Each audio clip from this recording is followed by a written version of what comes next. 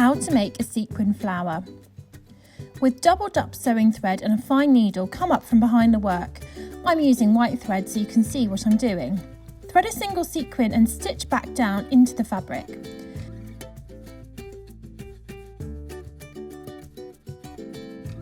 Stitch back up through the fabric close to the first stitch hole.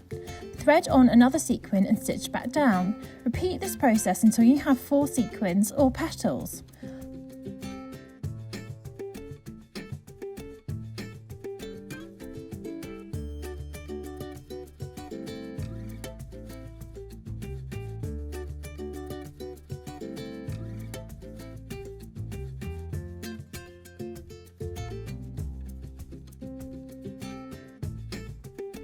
Pull tight from behind. If the sequins twist, simply reposition them. Come back up through the centre of the flower with the thread.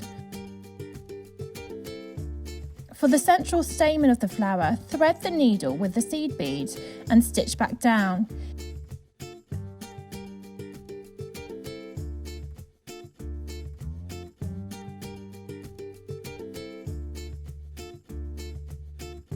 Here you have a sweet little sequin flower.